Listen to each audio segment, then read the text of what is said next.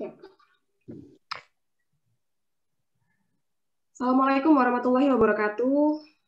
Alhamdulillah segala puji bagi Allah Subhanahu wa taala yang telah mengizinkan kita untuk bertemu dalam rangka menuntut ilmu di kuliah tamu ini dalam keadaan sehat walafiat insyaallah. Salawat serta salam semoga senantiasa tercurahkan kepada Rasulullah SAW, teladan mulia bagi kita beserta para sahabat dan keluarganya. Yang terhormat Bapak Dekan Fakultas Psikologi Universitas Muhammadiyah Malang, Bapak Salis Yuniardi, MPhD PhD. Yang terhormat narasumber kita hari ini, Bapak Dr. Muhammad Khalid Musli MA. Yang terhormat Bapak Ibu dosen, adik-adik mahasiswa Fakultas Psikologi Universitas Muhammadiyah Malang, dan para peserta lainnya yang juga turut menyimak kuliah tamu intervensi dalam psikologi Islam ini. Perkenalkan, saya Rizky, salah satu dosen pengampu mata kuliah intervensi dalam psikologi Islam. Sebelum masuk ke sesi penyampaian materi, kita akan bersama-sama mendengar sambutan dari Dekan Fakultas Psikologi UMM kepada Bapak Salis Yuniardi, MPhD PhD.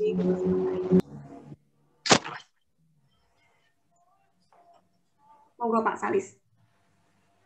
Baik, bismillahirrahmanirrahim. Sebelum mengawali lebih lanjut, saya sebelumnya menyampaikan mohon maaf ya. Mungkin ini kurang tepat bajunya ya, karena kebetulan ini tadi juga barusan kita lagi ada tamu dan tadi nganter ngelihat pesantrennya anak. Baik, bismillahirrahmanirrahim. Assalamualaikum warahmatullahi wabarakatuh. Waalaikumsalam warahmatullahi wabarakatuh. Amin. Alhamdulillah imani wa Islam. Allahumma sholli ala Muhammad amma ba'du. Mungkin singkat saja karena sudah terlambat saya nggih. Yang pertama tentu matur suwun sangat terima kasih kepada Bapak Dr. Khalid Musli ya atas kesediaannya untuk berbagi ilmu dengan kami dan khususnya adik-adik didik kami ya. Dan semoga juga berkenan ini tidak menjadi yang pertama dan terakhir, namun setelah ini mungkin kita bisa bicara lagi lebih panjang lebar. Sebenarnya Universitas Darussalam sudah pernah juga ke kami kunjungan untuk diskusi pembicaraan, tapi sepertinya karena pandemi akhirnya kemarin kita terhenti ya. Mungkin lewat Pak Khalid Musli nanti kita bisa ngobrol lebih lanjut. Ya. Bismillah. Amin. Dan selanjutnya kita rasa tema yang hari ini kita ambil yaitu tentang psikoterapi dari Al-Ghazali itu sangat relevan sekali dengan mata kuliah kita yaitu psikologi dalam perspektif Islam ya dalam konteks terapannya. Dan saya rasa juga pembicara yang hadir juga sangat kompeten ya. Beliau dari Gontor dan saya membaca sekilas tentang biodata beliau sangat luar biasa sekali kajiannya di bidang yang terkait yang kita bicarakan hari ini. Sehingga bagi adik-adik didik kita, para mahasiswa psikologi UMM, semoga bisa mendapatkan banyak manfaat dari kegiatan kali ini. Dan saya rasa jangan segan kalau misalnya ada yang kurang dipahami untuk bertanya. Karena kuncinya ilmu itu ya berani bertanya. Ya. Kalau nanti ada kurang paham sementara kita hanya diam saja, tentunya ya sampai akhir acara kita mungkin juga tidak akan pernah mendapatkan apa yang kita harapkan dari pengkajian yang kita lakukan hari ini. Demikian sedikit pengantar saya. Sekali lagi, jazakallahu khair. Terima kasih atas kehadirannya. Semoga setelah ini nanti kita bisa komunikasi, Bapak Nji. Insyaallah. Terima kasih dan sekali lagi saya mohon maaf sekali Pak. Sebenarnya sangat ingin saya bergabung, tapi ini kebetulan ada tamu di bawah dan saya mungkin juga akan ada beberapa acara di rumah. Demikian dari saya dan mari bersama-sama kita buka acara ini agar mendapatkan berkah dari Allah dengan sama-sama baca bismillah. Bismillahirrahmanirrahim. Demikian saja dari saya. Sekali lagi mohon maaf atas kekurang sopanan, atas keterlambatan yang saya lakukan. Akhirul kalam, wabila taufiq wal hidayah, wa ridha wa inayah. Assalamualaikum warahmatullahi wabarakatuh. Waalaikumsalam warahmatullahi wabarakatuh.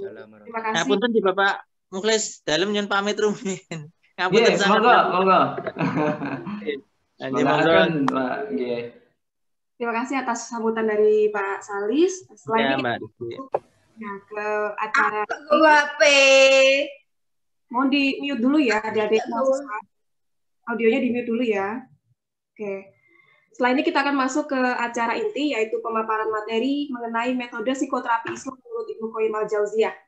Dalam perkuliahan, khususnya di Fakultas Psikologi UMM, kita telah mempelajari psikologi Islam. Mulai dari filsafat ilmunya hingga teori-teori yang menjelaskan psikologi manusia dalam pandangan Islam. Selain itu, kita juga perlu belajar bagaimana mengaplikasikan ilmu ini, salah satunya dalam ranah psikoterapi. Dalam tradisi ilmiah Islam, telah banyak cendekiawan muslim terdahulu yang menjelaskan dengan cukup komprehensif mengenai metode-metode dalam menjaga kesehatan jiwa. Salah satunya adalah Ibnu Qayyim al-Jauziyah, ulama besar dari abad ke-13 Masehi. Dalam satu karyanya yang berjudul Ad-Dawa, beliau memaparkan tentang macam-macam penyakit hati yang membahayakan dan bagaimana mengobatinya.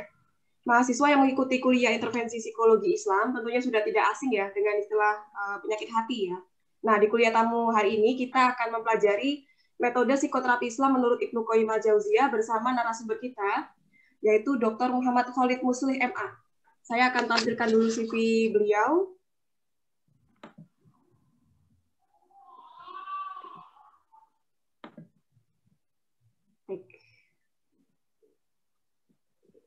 Ya. Jadi beliau riwayat pendidikannya di KMI Gontor, kemudian S1 hingga S3 Akidah dan Filsafat di Universitas Al-Azhar Kairo. Saat ini beliau Direktur Pascasarjana Unida Gontor dan Direktur Direktorat Islamisasi Ilmu Unida Gontor. Ada beberapa karya beliau yaitu Worldview Islam, kajian terhadap masalah penting dalam Islam dan tradisi intelektual Islam, melacak sejarah peradaban ilmu pada masa kejayaan dan lain-lain. Baik, itu saja. Saya tidak akan berpanjang kata lagi. Silahkan pada Bapak Dr. Khalid Muslih untuk menyampaikan materinya. Waktunya sampai pukul 10.45, Ustaz. Monggo, silahkan. Baik.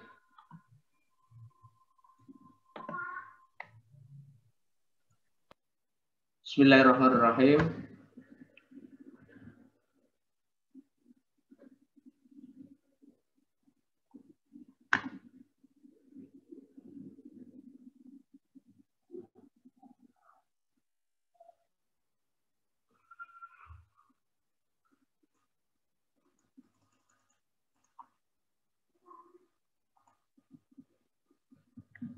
Bismillahirrahmanirrahim. Alhamdulillahirabbil alamin. Wassalatu wassalamu ala rasulil amin wa ala alihi wa sahbihi wa man ihtada bi hadihi wa istanna bi sunnatihi ila yaumiddin. Allahumma la sahla illa ma ja'altahu sahla anta taj'alul hazna in syi'ta sahla. Subhanallah bihamdihi adada khalqihi wa ridha nafsihi wa zinata 'arsyihi wa midada kalimatihi. Subhanallah ilma lana illa ma'allamtana innaka antal alimul hakim. Amma ba'du. Ahyikum tahiyatan thayyibatan min indillahi mubarakah. Assalamualaikum warahmatullahi wabarakatuh.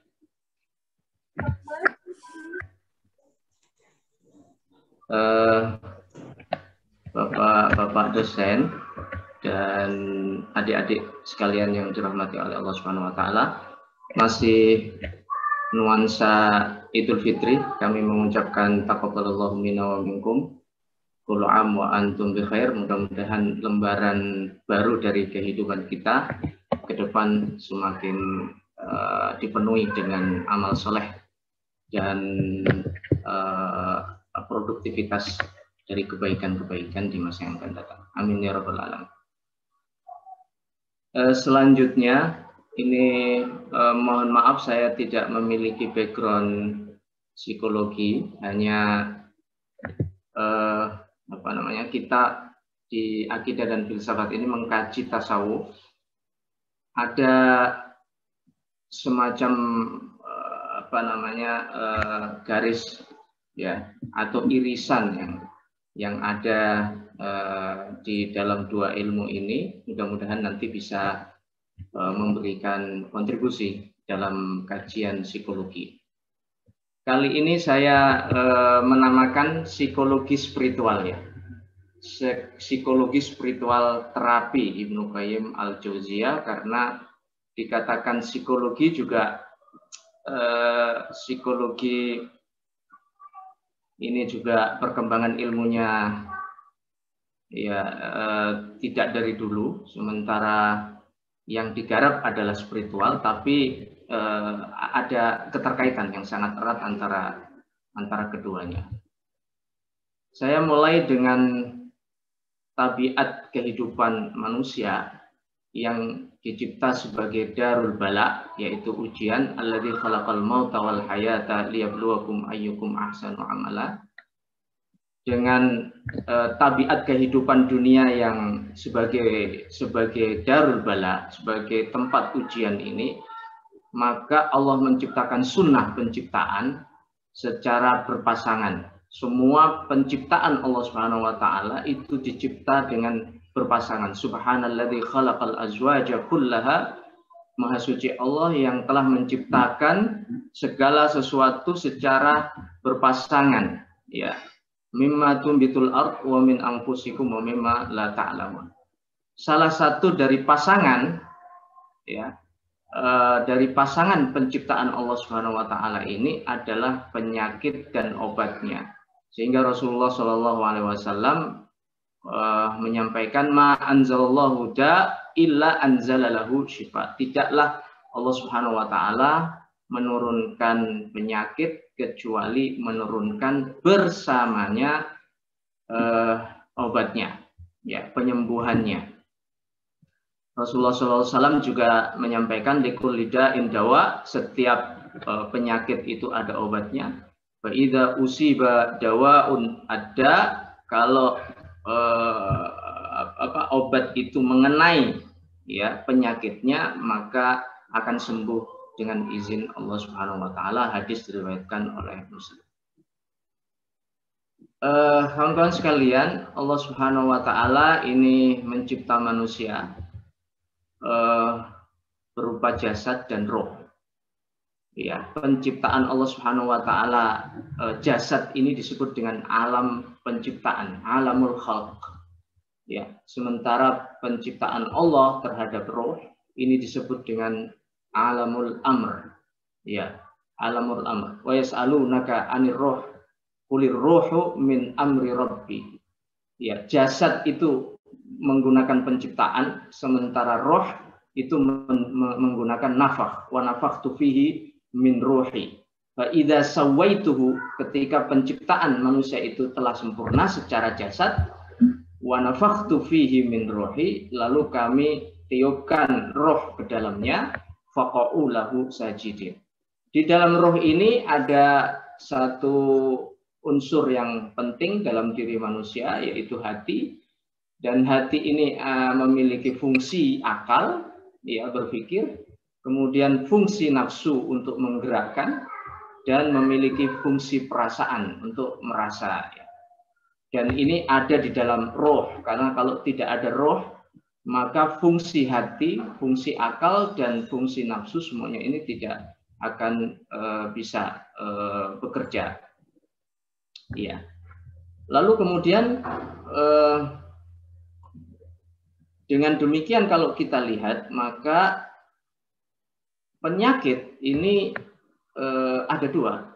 Satu adalah penyakit hati, ya. Yang satu adalah penyakit hati, yang kedua adalah penyakit jasad. Ya. Penyakit hati ini oleh Ibnu Qayyim disebutkan akibatnya adalah dua hal. Satu, rusaknya ilmu karena kebodohan, dan rusaknya kemauan karena hawa nafsu. Dua penyebab inilah yang bisa merusak hati, dan oleh karena itu kemudian melalui unsur nafsu dan kemudian masuk melewati pintu-pintunya, maka terjadilah apa yang disebut dengan pelanggaran-pelanggaran yang menyebabkan dosa, ya, atau disebut oleh Ibnu Qayyim sebagai al-ma'asi atau kemaksiatan. Az-dzunub wal ma'asi. Ya, kemaksiatan itu aktivitasnya, dan kemudian akibat yang ditimbulkan itu dinamakan hukum yang itu adalah dosa. Dan inilah yang kemudian menghasilkan dampak buruk, ya. Dampak buruk dari dosa dan kemaksiatan itu termasuk diantaranya adalah nanti menyerang secara psikologis, ya, dan menyerang secara fisik. Ya, menyerang secara fisik. Meskipun fisik juga sakit disebabkan oleh faktor lain, yaitu ketidakseimbangan dalam menjalankan kehidupan.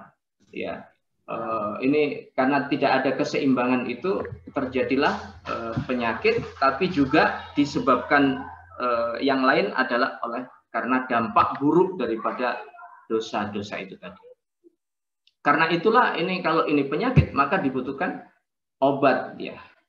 Obat, perlu ada obat sehingga kemudian kembali jati diri manusia itu kepada kesehatan mentalnya.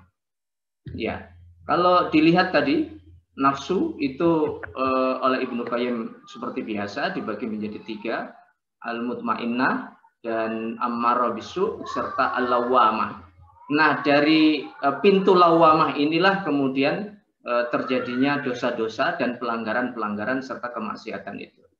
Sementara kemudian al-mutmainnah itu mempengaruhi, ya, dia bisa memiliki pengaruh terhadap amarah bisu, dengan begitu kemudian menarik melewati al-lawwamah dan ditarik kembali kepada al-mutmainnah.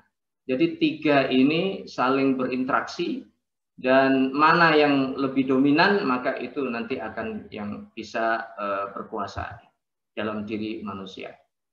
Nafsu amarah ini menurut Ibnu Qayyim ada 3. Al-hayawaniyah yang pusatnya ada dalam perut, seks, lisan, keinginan untuk rehat, ya, untuk menikmati kehidupan berupa tempat tinggal, kendaraan, dan lain sebagainya yang menjadikan manusia itu nyaman, itu hayawaniyah. Dan ini memang biasanya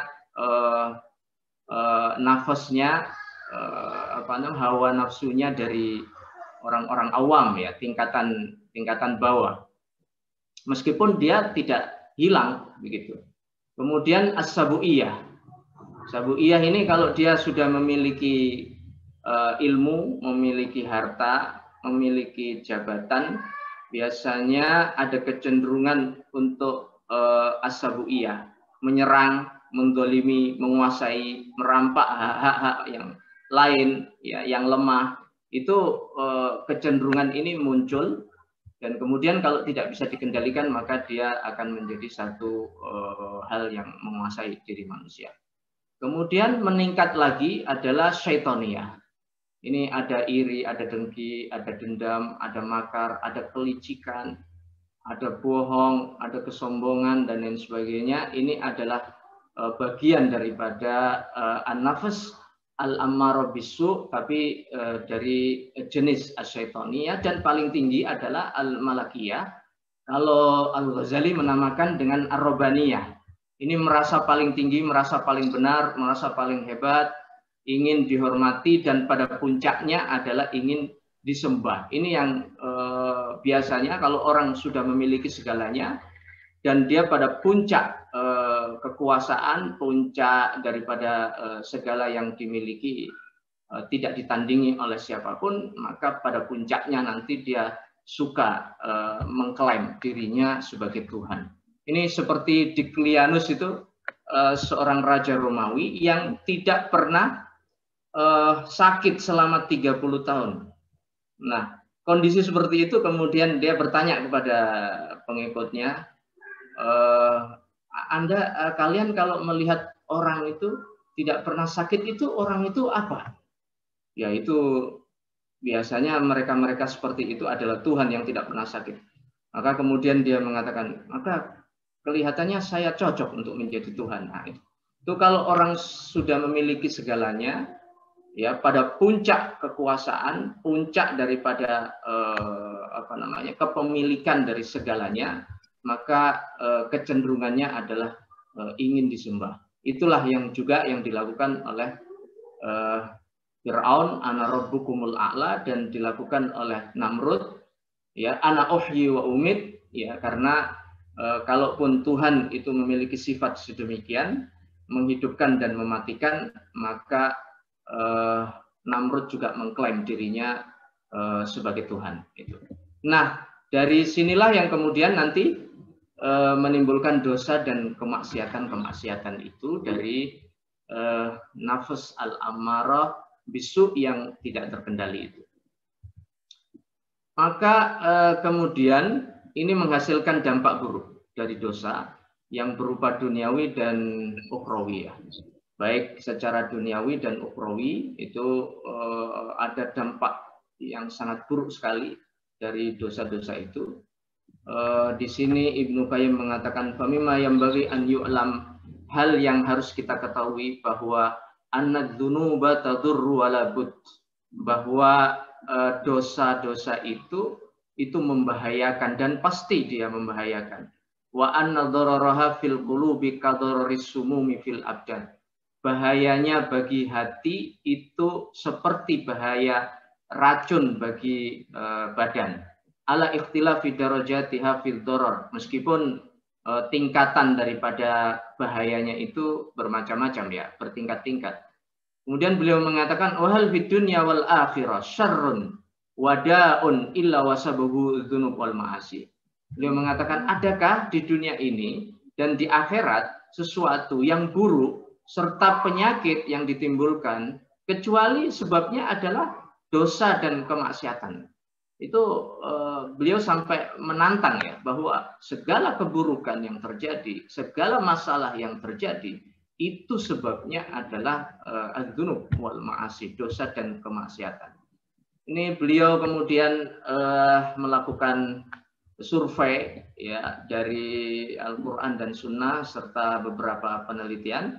Beliau sampai kepada dampak buruk daripada duniawi itu diantaranya adalah dampak buruk terhadap akal dan ilmu, yaitu hilangnya ilmu dan berkurangnya akal, sehingga orang yang bermaksiat itu pasti kecerdasannya berkurang, atau justru dia bisa melakukan dosa itu atau kemaksiatan itu memang disebabkan oleh kecerdasannya yang berkurang, ya, seperti itu. Nah, ini yang pertama tentang dampak terhadap ilmu. Kemudian dampak terhadap kenikmatan, hilangnya rizki dan keberkahannya, hilangnya keberkahan umur, hilangnya nikmat, ya, hilangnya kemuliaan ataupun pujian. Ini dari misalnya hilangnya keberkahan umur. Orang yang bermaksiat suka waktu-waktu itu berlalu tanpa ada produktivitas, ya, seperti itu, sehingga keberkahan di dalam umurnya itu hilang, ya. Kemudian juga masalah duniawi itu seperti dengan dosa dan dengan kemaksiatan itu urusan menjadi sulit. Kemudian terjadinya kerusakan alam, kemudian turunnya bala, kemudian sumber kehancuran, menimbulkan dampak buruk terhadap manusia dan kendaraan. Itu analisa beliau terhadap dampak duniawi dari dosa yang terhadap masalah-masalah dari dunia.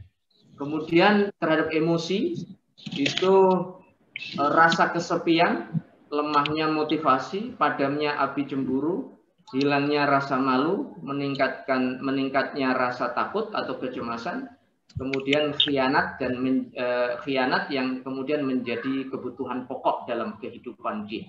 Ya, kemudian secara ukhrawi dampak buruk daripada dosa itu adalah pertama terhadap hati, hati menjadi gelap, hati menjadi rapuh, hati menjadi sakit, dan pada akhirnya nanti akan menjadi buta, ya, hatinya.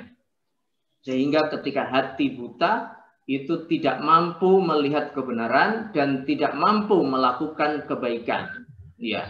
Kemudian lemahnya perjalanan hati menuju Allah Subhanahu wa taala dan hati dicap buruk, ya, wa tubi'a ala qulubihim, kemudian merasa kesepian, ya.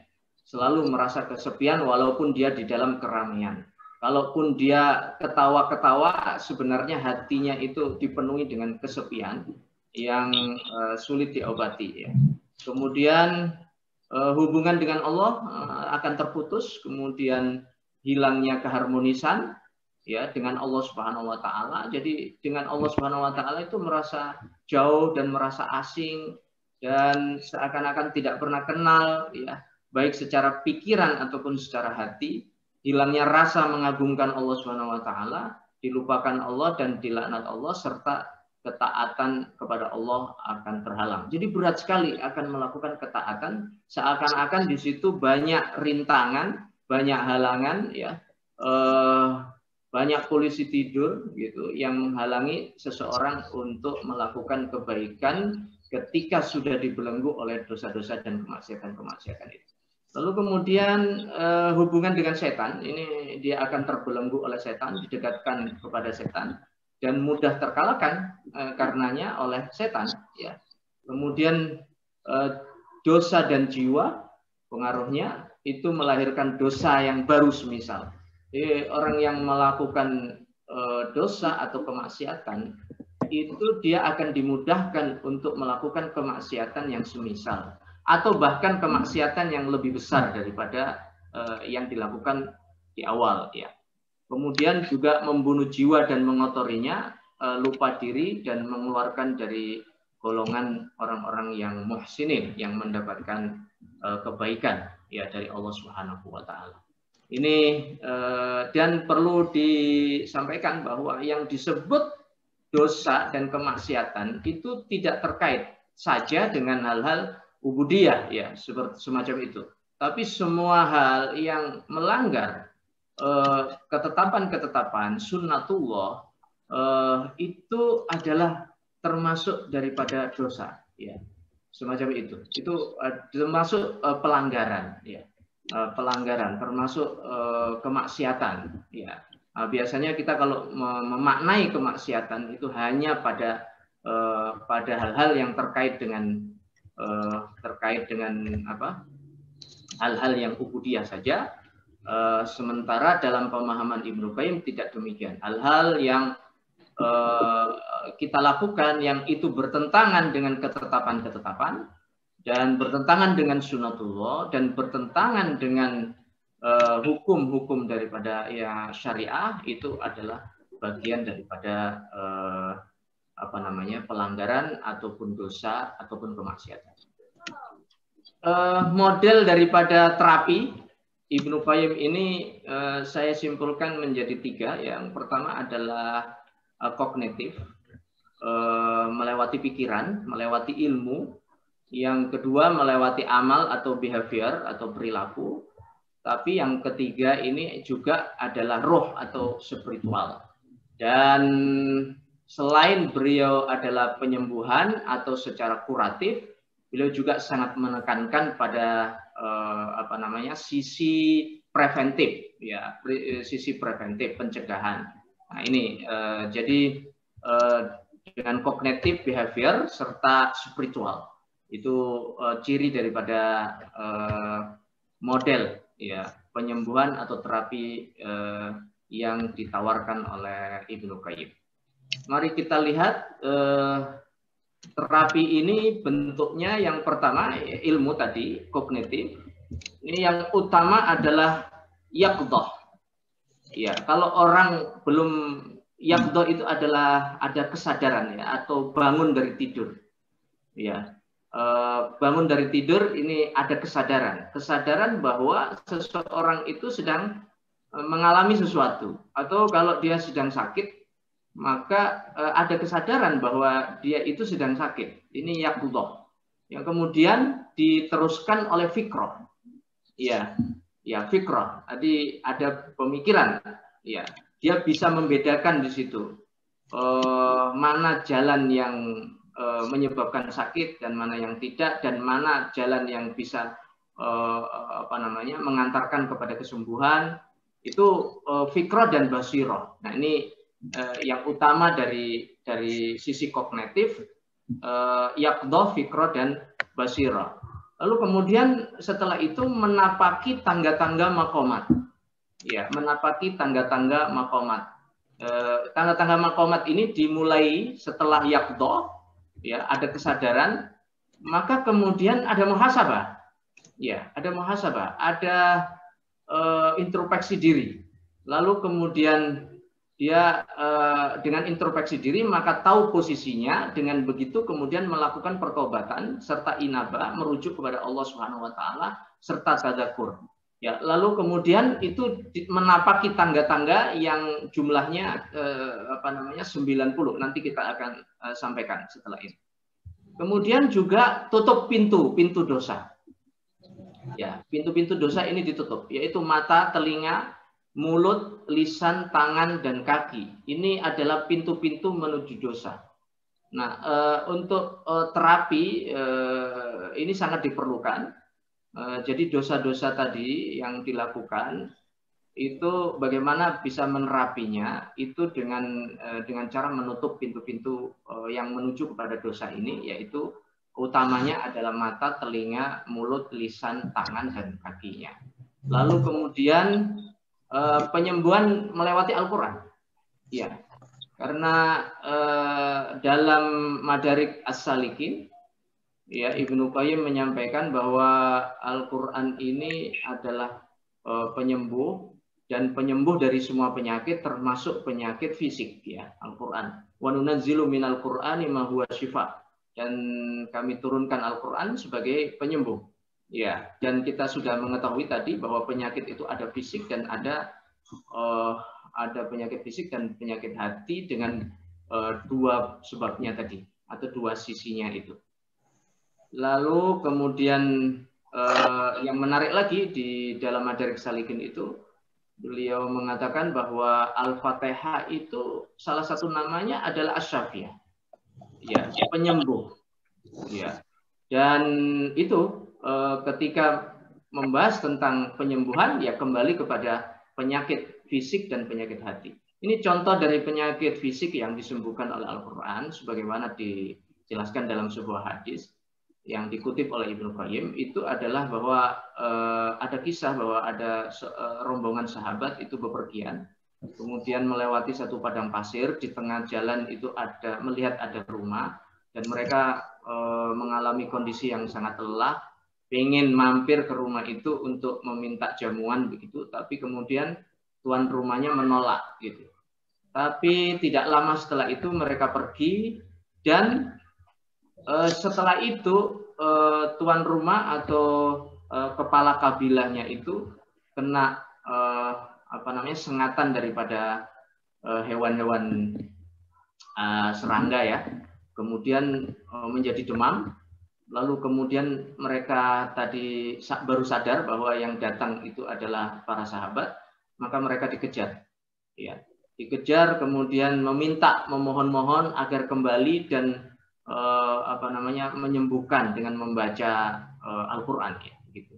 Lalu kemudian mereka mengatakan, kami tidak akan mau kembali karena Anda tidak mau menjamu kami, gitu. Oke, sekarang kami akan menjamu Anda, gitu. Lalu kemudian mereka balik dan kemudian membacakan Al-Fatihah. Dan ketika dibacakan Al-Fatihah itu hilang itu penyakit. Dalam hadis disebutkan ka'allam yakun syai'. Seakan-akan tidak terjadi sesuatu, ya.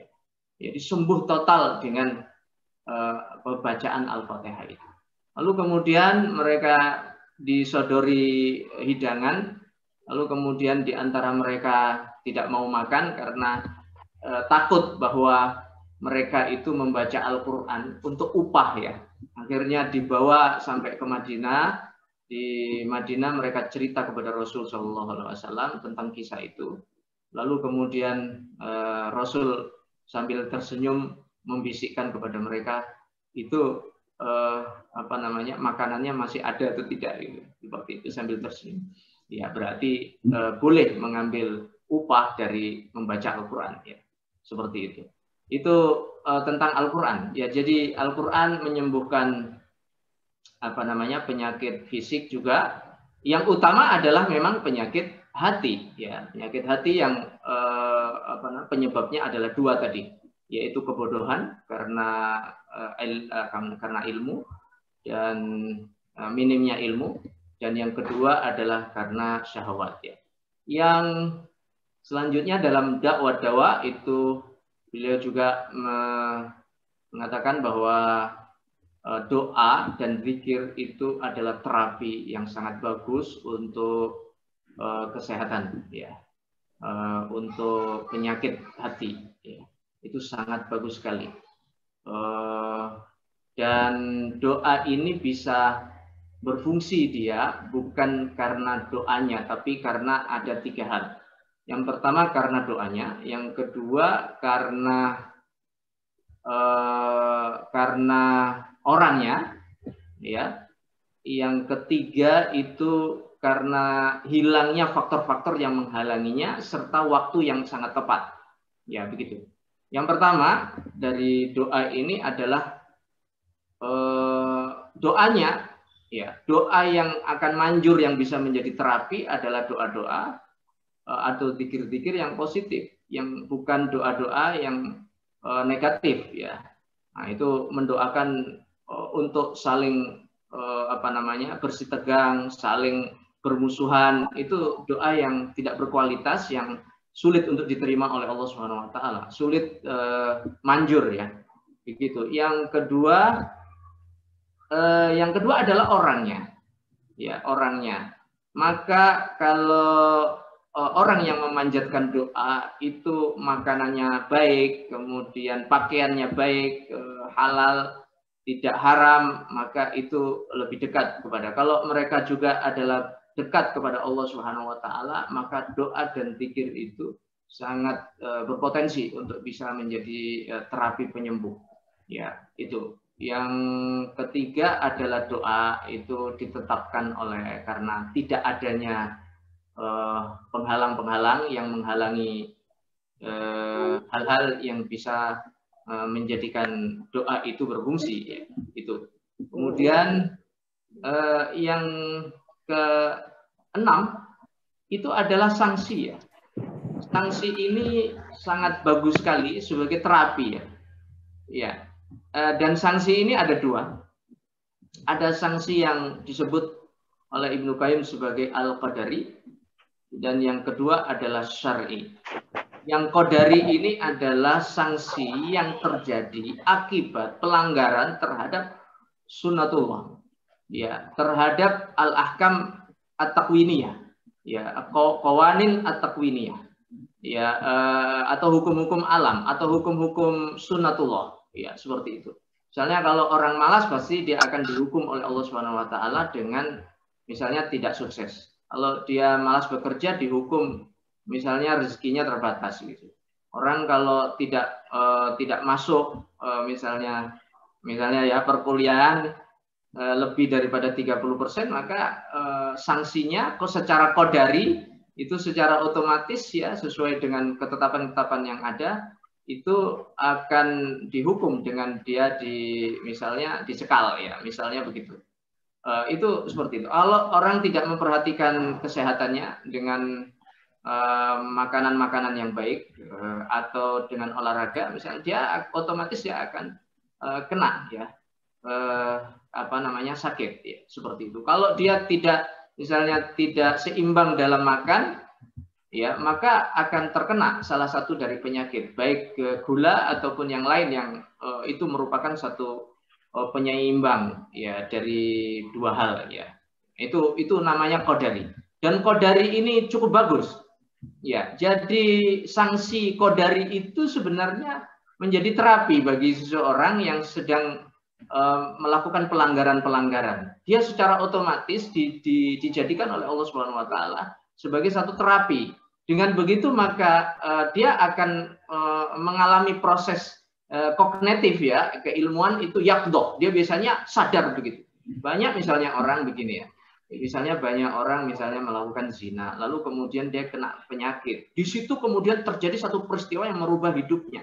Itu mungkin melewati sebuah proses yaqdha misalnya gitu. Dia seakan-akan baru bangun dari tidur. Sementara ini yang dia lakukan itu tidak disadari bahwa yang dilakukan itu adalah satu satu pelanggaran misalnya seperti, dan itu membahayakan dirinya misalnya begitu. Lalu dengan apa namanya sanksi qadari ini, maka dia tersadar ya seperti itu. Nah, ini banyak sekali yang dilakukan. Jadi dalam perspektif ini, dalam perspektif Islam atau dalam perspektif Ibnu Qayyim, apa namanya sanksi-sanksi qadari itu justru sangat bagus ya, terapi bagi orang yang mengalami itu tadi pelanggaran ya, menjalankan pelanggaran. Yang kedua adalah syar'i ya, sanksi secara syar'i itu juga sangat bagus sekali apa namanya untuk terapi dari penyakit mental ya, dan apa namanya penyakit yang tadi, penyakit spiritual misalnya begitu. Itu sangat bagus sekali. Misalnya contoh ini mungkin walaupun tidak diterapkan ya, tapi di beberapa negara diterapkan. Misalnya orang yang berzina itu kan secara syar'i ada hukumannya. Hukumannya adalah cambuk. Kenapa itu? Itu Ibnu Qayyim membahas secara rinci dan sangat luar biasa sekali. Kenapa orang kok dicambuk? Kenapa? Karena di situ dia adalah sudah apa namanya addicted ya dengan sesuatu kenikmatan ya, terbius dengan kenikmatan sehingga susah dia meninggalkan.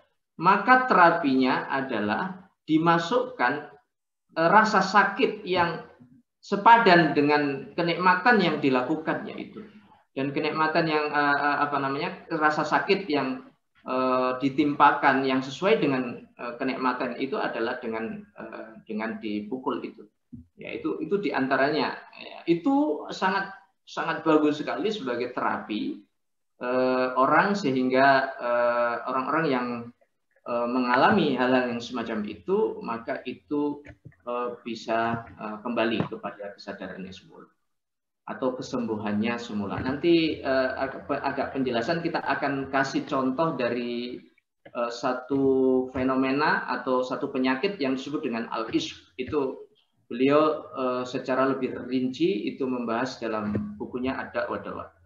Kemudian setelah itu ada proses yang harus dijalankan, yaitu kesabaran. Nah, kalau disebut dengan kesabaran ini terhadap diri sendiri, lalu ada musabarah.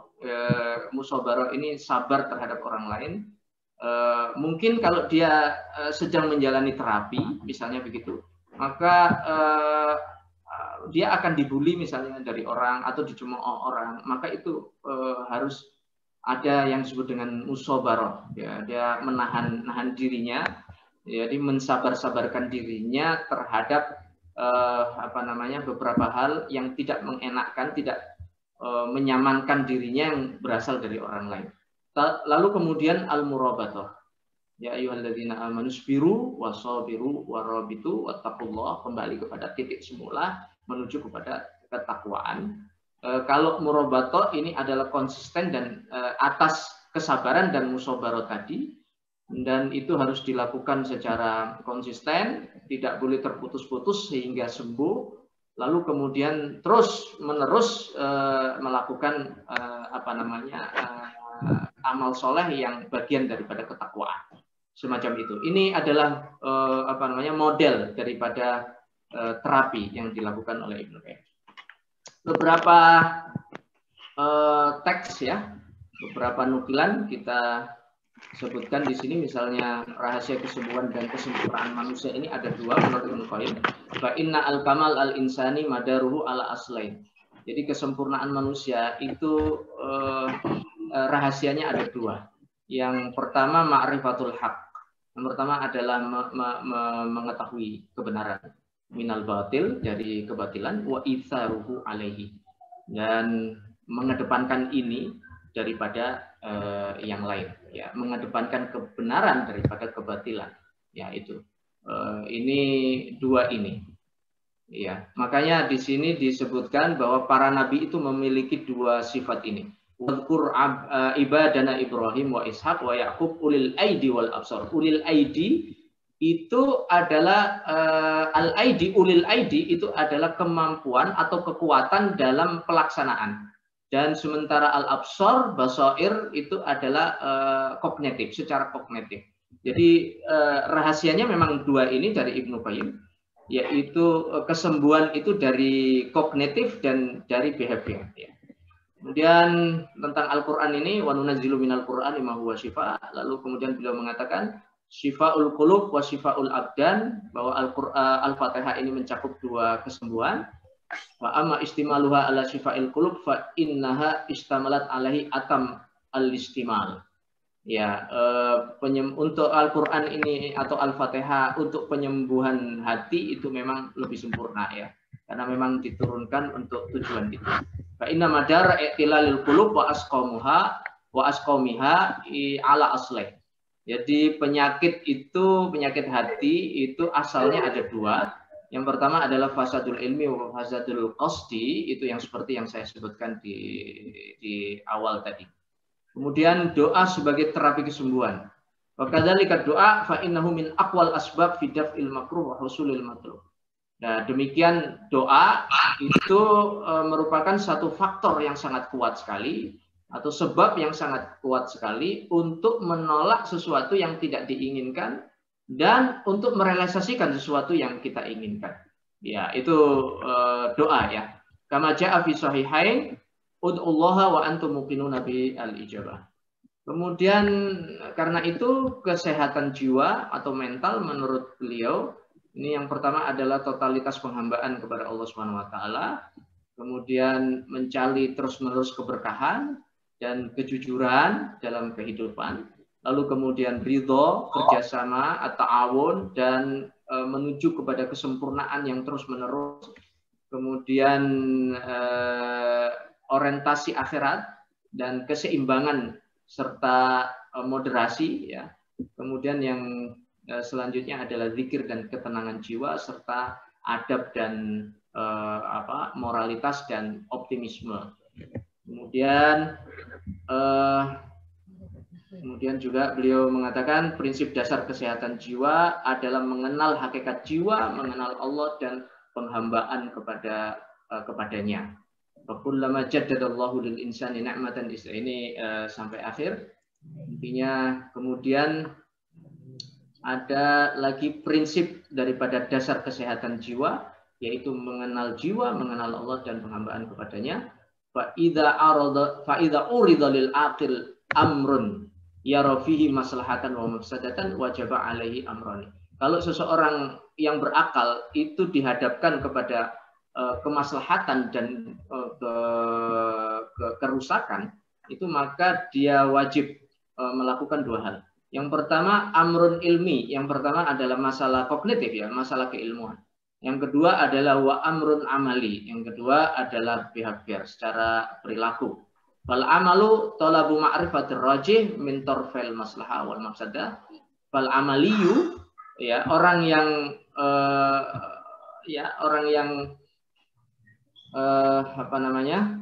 al-amali yang selalu melakukan hal yang baik adalah yang mencari kebenaran ya, mana di antara sesuatu itu yang paling benar, yang paling baik itu yang diambil, mana yang paling maslahat itu yang diambil. Dan kemudian kalau sudah jelas baginya, fa idza tabayyana lahu ar-rajhan wajaba alaihi itsarul aslah lahu. Maka yang kedua adalah kalau sudah jelas, maka dia harus mendahulukan hal itu daripada yang lainnya, yang paling maslahat bagi dia. Itu di dalam dakwah. Kemudian yang faktor kesehatan jiwa, yang pertama ini faktornya ya, kesehatan, mengenal Allah dan taat kepadanya, mengenal jiwa dan kebutuhannya untuk menuju Allah, integritas, cakupan iman untuk seluruh aktivitas kehidupan, serta yakin dengan pertemuan dengan Allah, dan adil dalam pergaulan dengan memegang moralitas dalam berinteraksi, kemudian seimbang dalam memenuhi kebutuhan makanan dan syahwatnya atau keinginan-keinginannya, kemudian kerja keras, giat, serta mujahadah. Ini kalau disimpulkan, kesehatan jiwa adalah hijrah menuju Allah dan Rasulnya, mengenal yaitu beriman dan mencintai dan meneladani Allah dan Rasulnya, mengenal jiwa, mengenal manusia, kemudian memanfaatkan kehidupan dunia serta menginvestasikan nikmat Allah sesuai dengan syariat dan fitrahnya, kemudian bersesuaian dengan kebenaran, berbekal ilmu dan kejujuran, serta membangun kehidupan yang thayyibah, serta memproduksi amal soleh, sabar, doa, serta bermujahadah terus-menerus. Ini menuju kepada kesehatan jiwa. Ini adalah tangga-tangga, 90 tangga yang harus dijalani seseorang hamba menuju Allah Subhanahu wa taala. Ini bisa dicek di dalam buku Madarijus Salikin. Dan pada tingkat akhir adalah tauhid ilallahi taala. Dan tauhid ini sampai pada tingkatan al-fana, ya, sehingga menghilangkan semua unsur-unsur kemanusiaannya dan hanya tinggal daripada unsur ketuhanan yang ada di dalam dirinya, seperti itu. Kemudian yang ini terakhir yang ingin kami sampaikan, yaitu ada penyakit yang disebut dengan al-ishq. Al-ishq itu adalah puncak tertinggi dari derajat cinta, sehingga cintanya itu memenuhi seluruh hatinya dan tidak menyisakan ruang bagi yang lain sedikit pun untuk masuk ke ruang cinta di dalam hatinya itu. Itu disebut dengan al-ishq. Ya.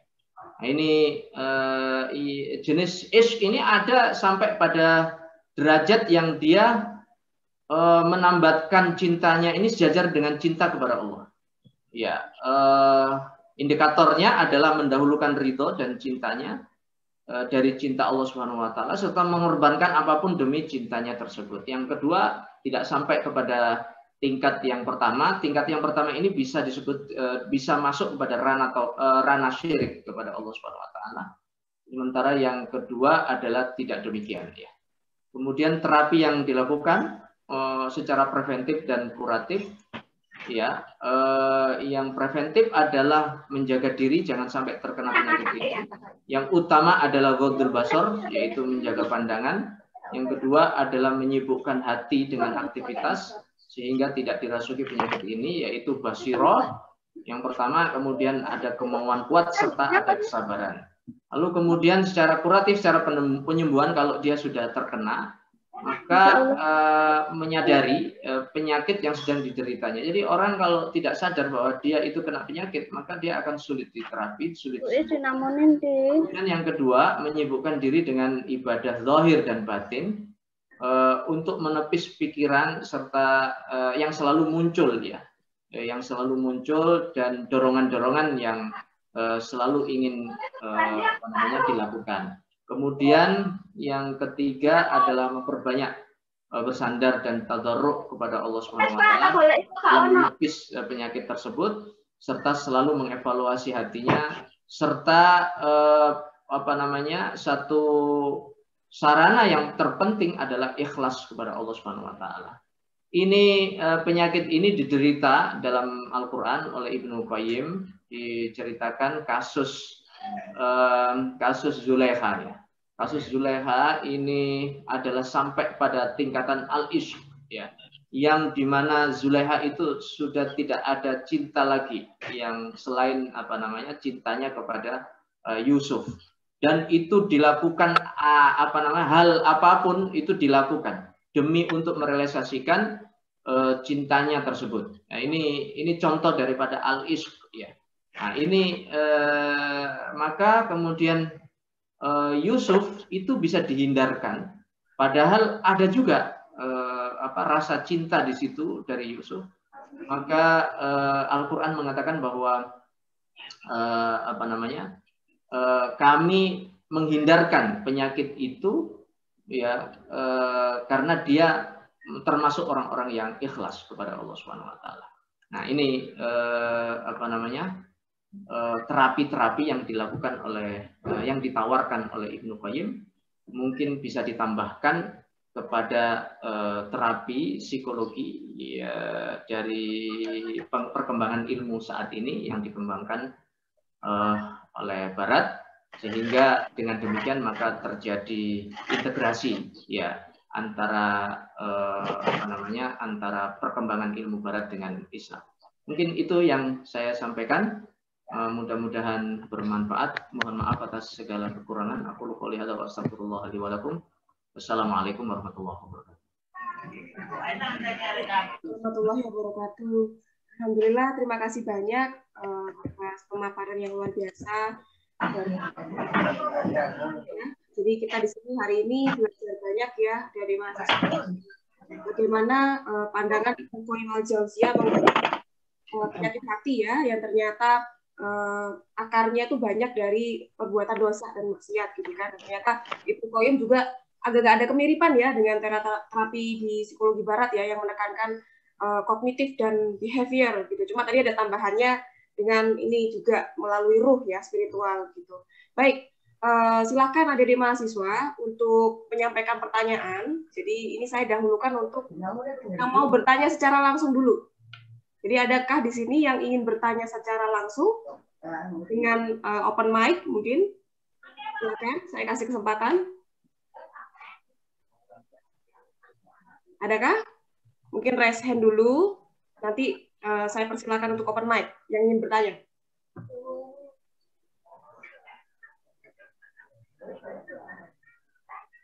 Oke, belum ada ya? Oke, kalau belum ada, saya baca pertanyaan yang masuk di chat dulu ya. Jadi ini ada pertanyaan dari Lintang. Oke, Lintang. Assalamualaikum, maaf sebelumnya Bapak Ibu, saya izin bertanya, perbedaan antara psikoterapi Islam dengan ruqyah yang dilakukan dalam suatu penyembuhan suatu penyakit itu apa? Itu mungkin bisa langsung dijawab Ustaz Khalid. Iya, bismillahirrahmanirrahim. Ruqyah itu bisa dikategorikan sebagai bagian daripada terapi tadi, melewati Al-Quran atau melewati doa, ya, atau melewati zikir, ya, itu adalah bagian daripada ruqyah, dan itu adalah bagian daripada terapi tadi, ya, itu. Dan jadi salah satu daripada terapi psikologi dalam Islam itu diantaranya adalah ruqyah itu, ya. Nah, ruqyah ini diterapi bisa dengan melewati diri sendiri, itu yang lebih bagus. Dan yang kedua adalah melewati orang lain. Biasanya begini, ini yang disarankan oleh Al-Balkhi ya dalam bukunya Masalihul Abdan wal Anfus. Itu biasanya orang kalau sudah kena penyakit, itu dia disibukkan dengan penyakitnya, sehingga dia tidak ada kesadaran dan tidak ada motivasi untuk melakukan terapi melewati dirinya. Maka di situ dibutuhkan terapis dari luar, ya, dari luar yang melakukan terapi itu. Dengan begitu maka bisa ditangani, kecuali orang yang penyakitnya itu tidak terlalu parah. Kalau orang penyakitnya tidak terlalu parah dan kemudian dia bisa mengendalikan diri, kemudian ada basiro, kemudian ada fikro dan ilmu tadi ya, secara kognitif dia menyadari betul dan dia sadar terhadap dirinya dan dia bisa melakukan aktivitas dengan baik, maka terapi itu yang terbaik dari ruqyah syariah itu melewati diri sendiri, itu yang terbagus. Ya, itu. Mungkin itu Bu yang bisa saya sampaikan. Baik, Ustaz. Ya, jadi ini ada kesinambungan dengan pemikirannya Al-Balkhi juga berarti ya. Ya. Saya dikaitkan gitu ya.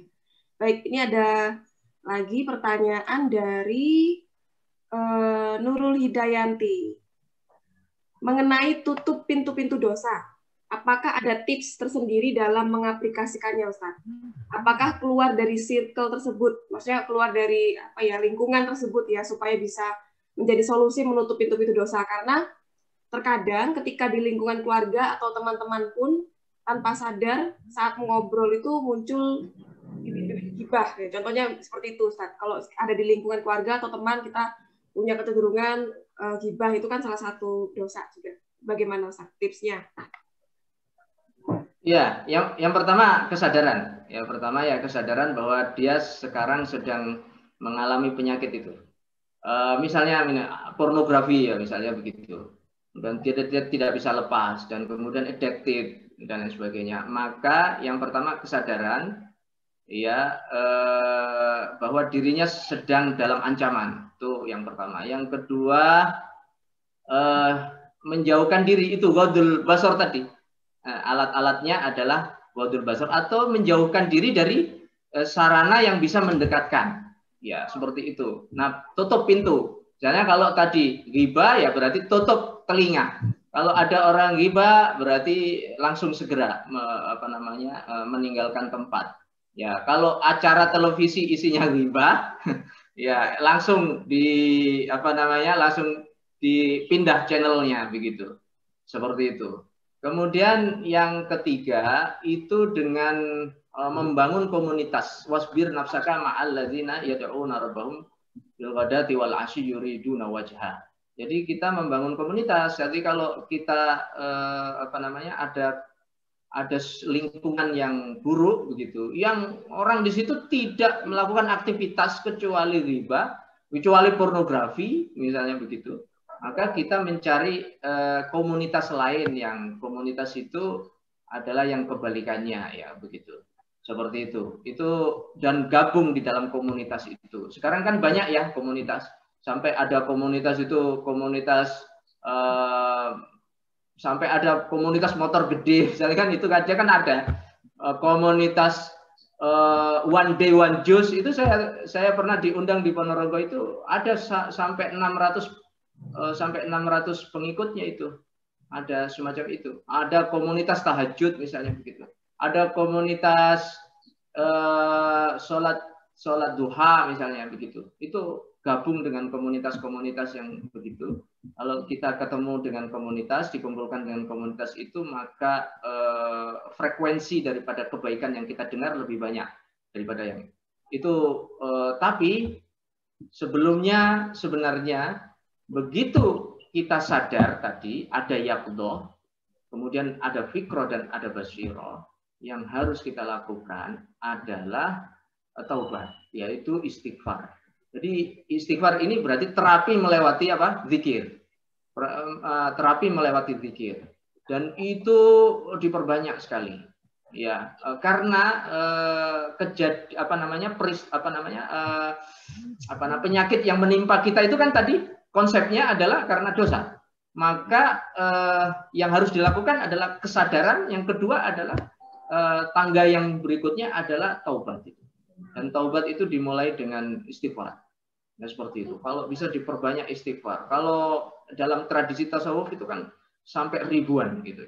10.000, 20.000. Tergantung penyakitnya. Ya, itu tergantung penyakitnya.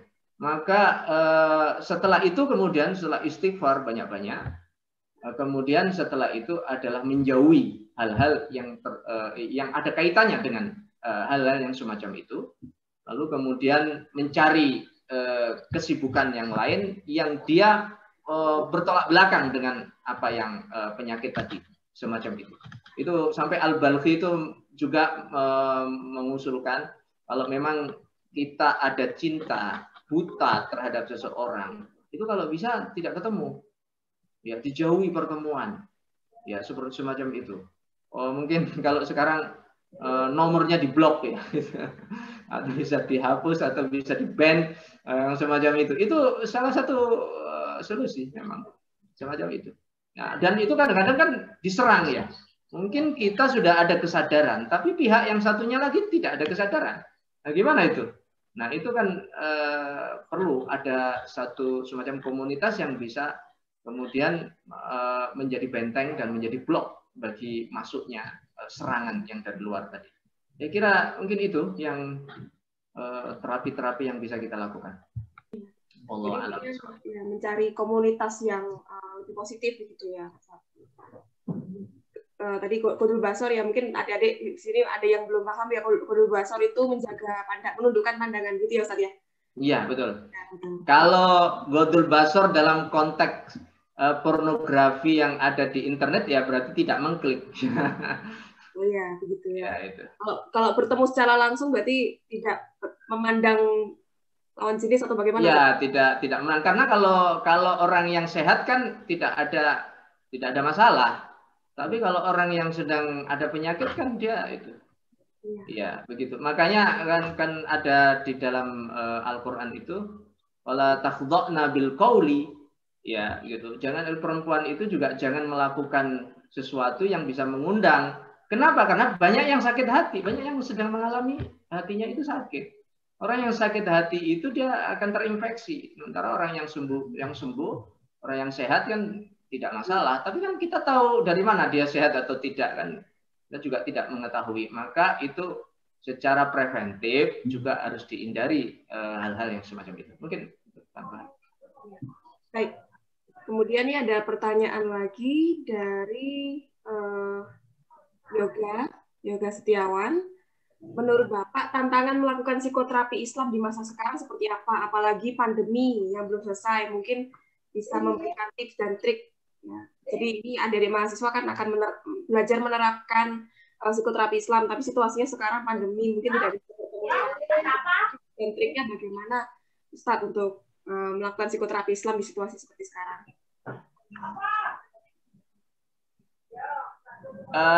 Kondisi semacam ini ya tinggal merubah ya.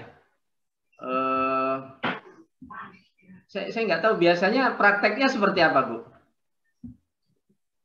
Kalau selama pandemi sih biasanya online. Jadi kalau ya, Mbak, nggak, maksudnya kalau kawan-kawan mahasiswa ini ada tugas apa biasanya?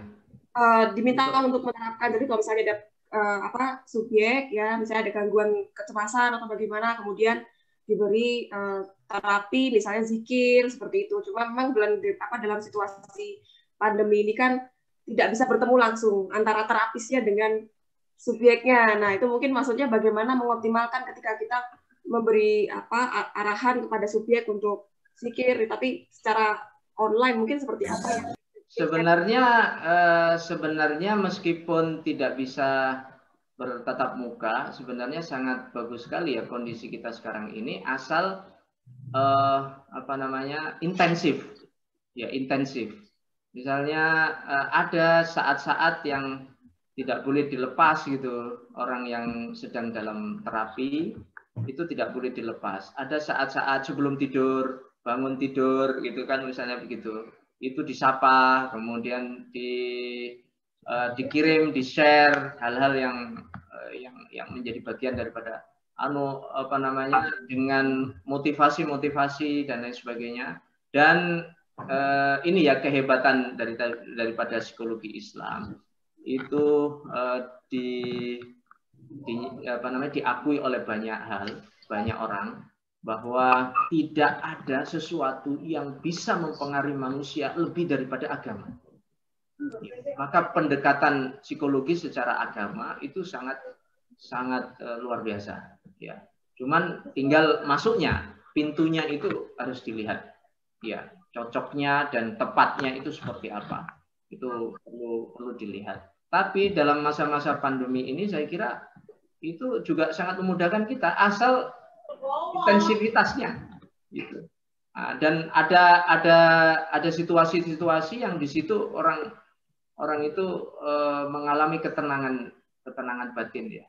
Itu ada masa-masa seperti itu, atau waktu-waktu yang tertentu yang semacam itu, maka itu bisa masuk dan kemudian bisa berinteraksi baik secara langsung, secara video ataupun melewati share daripada motivasi-motivasi, ya itu bisa dilakukan ya untuk kondisi semacam ini. Selain memang harus ada kontak walaupun tidak sering.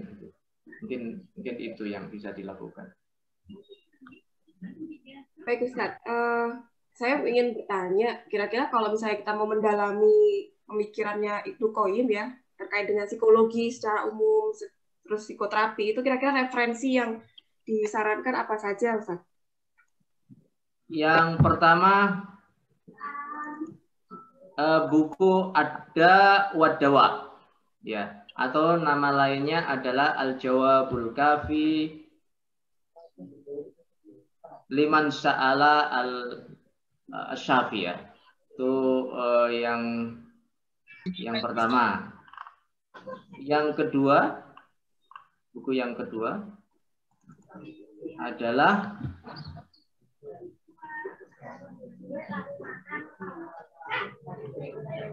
bentar.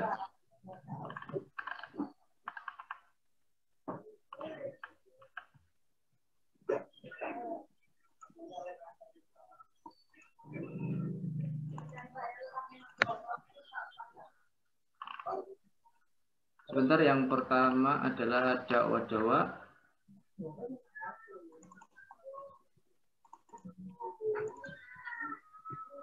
Yang kedua adalah Tariq al-Hijratain wa Babus Sa'adatain. Ya, itu yang kedua. Tariq Hijratain wa Babus Sa'adatain. Kemudian yang ketiga adalah Madarij As-Salikin. Ya, Madarij As-Salikin. Kemudian yang keempat Raudhatul Muhibbin wa Nuzhatul Mustaqin. Ya, itu kira-kira buku itu sangat mewakili daripada daripada pembahasan-pembahasan psikologi dari Ibnu Qayyim. Mungkin begitu, Bu. Itu berbahasa Arab ya, Ustaz. Ada yang saya punyanya yang ini, Ustaz, yang ada awal-awal bahasa Indonesia. Yang lainnya bahasa Arab ya, Ustaz? Atau mungkin ada yang sudah berbahasa Indonesia lagi? Saya belum tahu kalau yang bahasa Indonesia.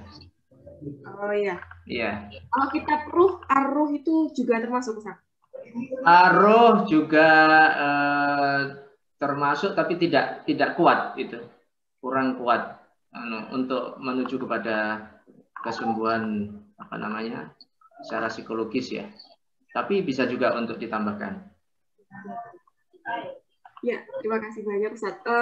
Oke, adik-adik mahasiswa, bagaimana? Ada lagi yang mau ditanyakan? Silakan, saya kasih kesempatan lagi untuk bertanya secara langsung. Atau mungkin Pak Zainul Anwar, silakan Bapak, mungkin ada yang mau ditanyakan?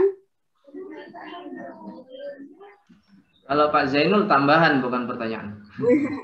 Tambahan ya, soalnya Pak Zainul juga beberapa kali mengisi kajian tentang psikoterapi doa, psikoterapi Al-Fatihah. Ini berkaitan ini dengan materi dari Ibnu Qayyim, gitu, Pak Zainul. Tidak ada lagi yang mau bertanya? Oh ya, ini kalau saya perhatikan sepertinya pemikirannya Ibnu Qayyim ini ada kesejalanan dengan Imam Al-Ghazali ya. Ya tadi yang seperti nafsu mata, ada apa Sabutia itu kayaknya agak mirip dengan. Ya, itu sama dengan Ghazali. Ya, sama dengan Ghazali yang itu. Kalau Ghazali sebenarnya lebih rinci lagi, Bu. Ya, dalam membahas tentang an-nafs itu sangat lebih rinci lagi. Ya, terutama beliau ada yang disebut dengan quwwatul ilm, yang kedua quwwatul ghadab, yang ketiga quwwatus syahwa dan quwwatu al-adl.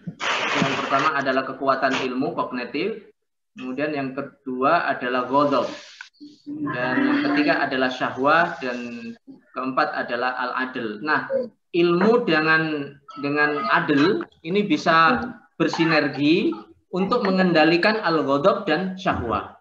Itu kalau Ghazali. Jadi kalau syahwah menguasai dan atau ghadab yang menguasai, sementara ilmu tidak kuat, ya, ilmu tidak atau ilmu lemah, serta tidak mampu menyeimbangkan keduanya ini, maka dia akan kena, ya, dia akan terserang penyakit-penyakit. Dan Al-Ghazali mengatakan ilmu itu seperti orang ya, al-ghadab dengan syahwah itu seperti kuda liar, ya, seperti kuda liar. Sementara ilmu itu dengan al-adl itu sebagaimana seseorang yang penunggang kuda yang sudah mahir, ya, mengetahui bagaimana cara menunggang kuda dan kemudian bagaimana mengendalikan kuda itu. Nah, masalahnya adalah sementara ini adalah banyak orang tidak menyadari bahwa kehidupan kita ini syahwat dengan ghadab itu seperti kuda liar.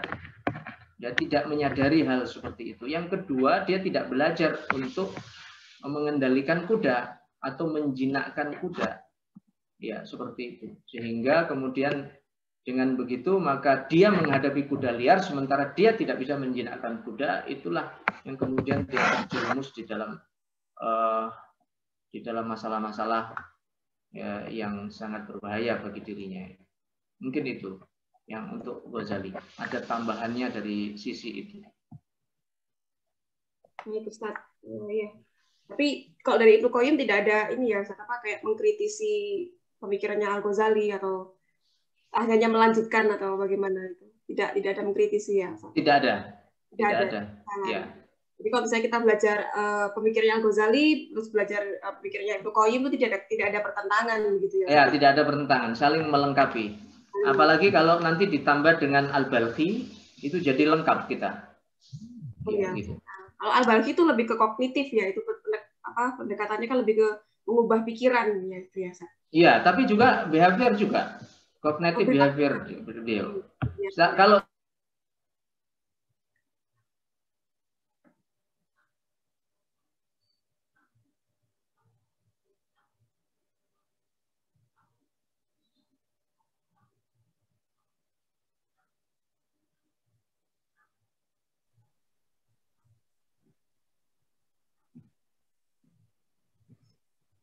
ya,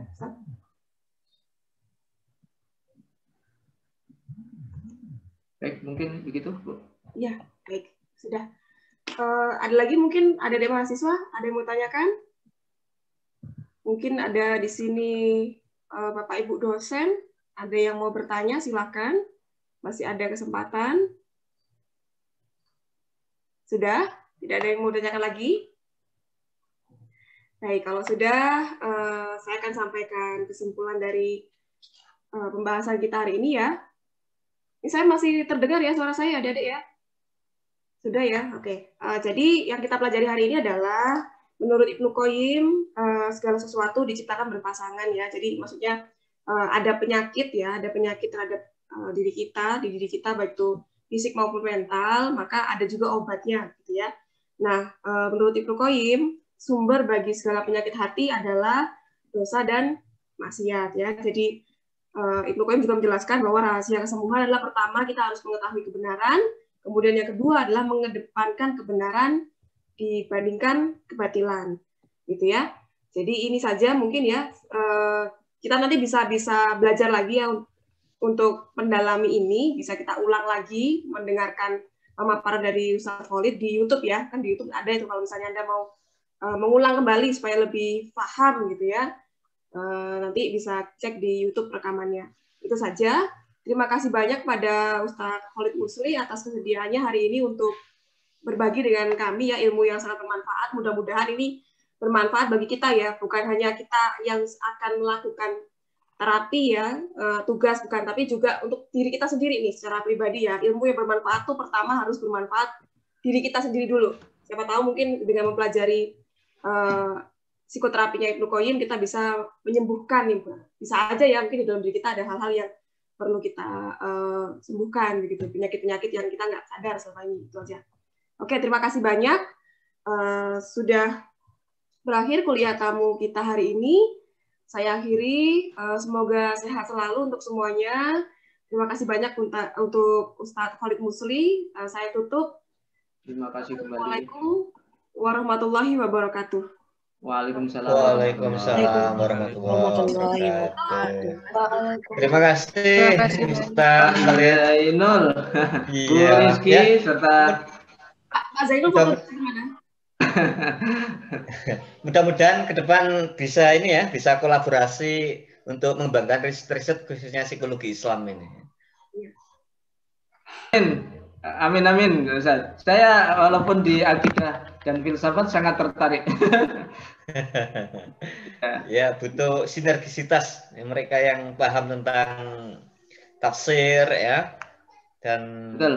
ilmu psikologi secara umum kalau diintegrasikan insya Allah lebih juga sempurna begitu. Iya, insya Allah. Terima kasih Bu Rizky. Ya, Pak. Oke. Sudah ya nih. Kami mohon pamit. Terima kasih. Assalamualaikum warahmatullahi wabarakatuh. Waalaikumsalam warahmatullahi wabarakatuh. Terima kasih semuanya. Silakan isi presensi ya, di chat ada linknya, sudah ada. Nah, presentasinya silakan diisi. Kita tutup ya. Oke, terima kasih semuanya. Saya